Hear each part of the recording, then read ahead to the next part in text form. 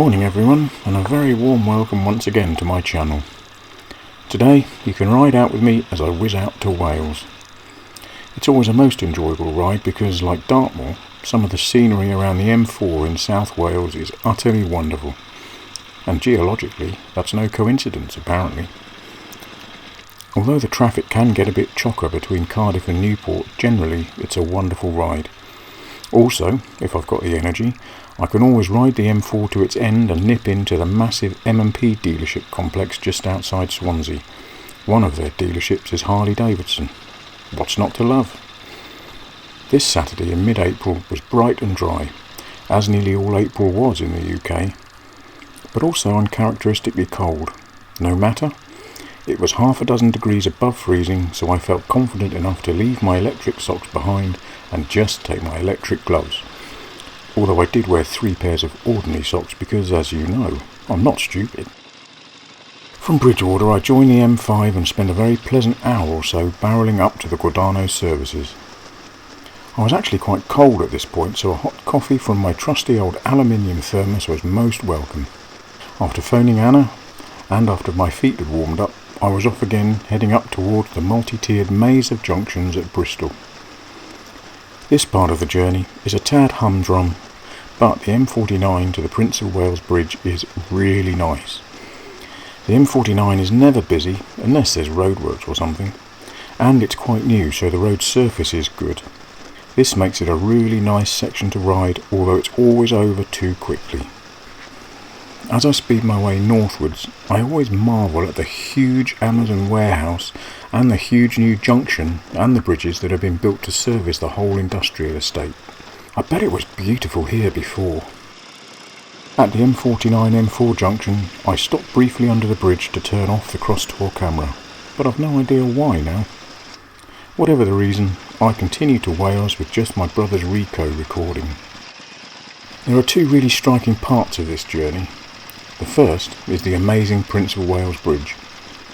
Everyone tends to call this the new Severn Crossing, as it was very recently added to augment the original old bridge over the River Severn estuary.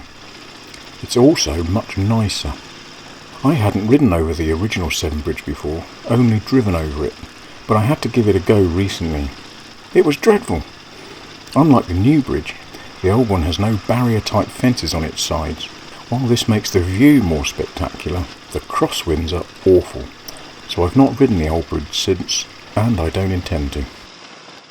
The approach to the new bridge is very impressive nowadays, helped greatly when the then Prime Minister Theresa May did away with the huge bank of toll booths.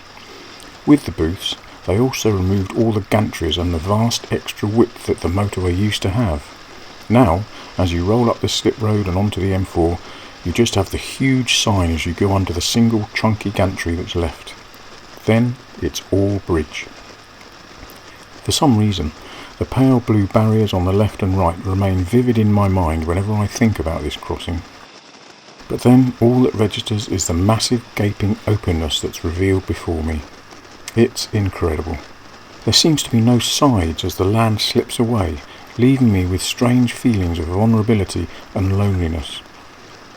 I can look across the estuary and see the shoreline in the far distance and think, Anna's over there. I did try turning the camera, but it didn't capture the enormity of everything. It never does. But sitting on a Harley saddle, higher than the camera, affords a view with a much greater impact. I only bought my Sportster in 2018, after 35 odd years without a bike, so I've only been riding this route for nearly 2 years really. 1 year was lost to COVID. But for the first year or so, the feelings I had crossing this mighty bridge were profound. Back in 2018, I was still having psychological counselling, and I remember telling my counsellor Max there's something very powerful about crossing the bridge. To me, it seemed to symbolise me abandoning Anna. Anna was miles away across the sea, and I could gaze across a veritable continental divide between her and me, and it was all my choice. I actually felt guilty at leaving Anna in the real world while I sped off on some schoolboy motorcycling fantasy. As Henry Cole says, it's funny the things you think about when you're riding. At 70 miles an hour, it only takes 3 minutes to cross the massive bridge, so I'm soon back over terra firma. or Welsh terra firma to be more precise. The beach disappears remarkably quickly and I'm soon into comparatively rural terrain, but only briefly as urbanisation and junctions appear swiftly. After a brief stop at one of the several service stations around Cardiff, I'm trundling happily along the M4 until it ends just after Swansea. Here I'm mindful of the fuel situation as the little yellow light tells me I'm on reserve. I'm too scared to risk trying to get all the way back to Swansea, so I stop at one of the rather miserable service stations before Swansea. I fill up with some of Shell's finest 95 octane and head towards the Harley dealership at M&P. I don't get a chance to look at the bikes because finding a toilet during lockdown isn't easy, and by the time I've found one, I have to leave. Then there's the ride back along the Welsh M4, which is just wonderful. Unfortunately, the cross-door only records lots of sky as it's clipped to my jacket and very difficult to position properly. But look at the sky! It was like this nearly all day, absolutely beautiful. The Ricoh does better, as it should since it cost 5 times as much, and I can film the best part of the whole ride. There are only a few places in the south of England where the motorway is overshadowed by genuine wild rugged moorland. South Wales and the Devon Expressway spring to mind, even if it's more forested in Devon. But both are beautiful to ride.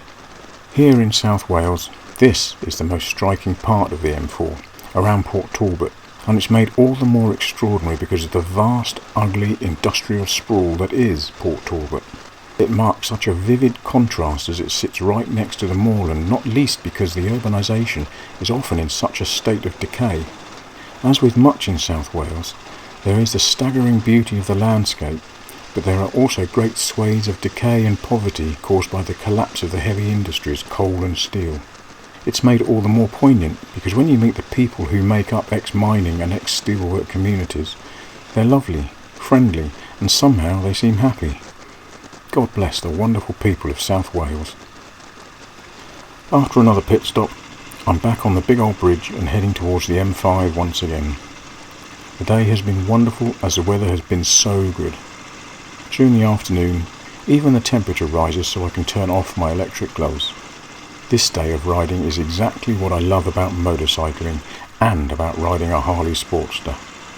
The weather worked itself out so I could spend a day being happy and free, and even the bike didn't cause me discomfort as the new backrest riding position worked well. All in all, a wonderful, wonderful day. But most of all, at the end of it, I get to go home to my precious Anna, who graciously pretends to be interested in motorbikes for half an hour. It's funny how even when you've got lots of stuff to deal with, and the whole world seems to breeze by without a care, I can still feel like a real lucky boy. More accurately, I'm a greatly blessed boy. Or, more accurately still, a greatly blessed oldish man. Please can you subscribe to my channel, boys and girls, and link to my videos and like them too. Thank you so much for watching. Cheerio.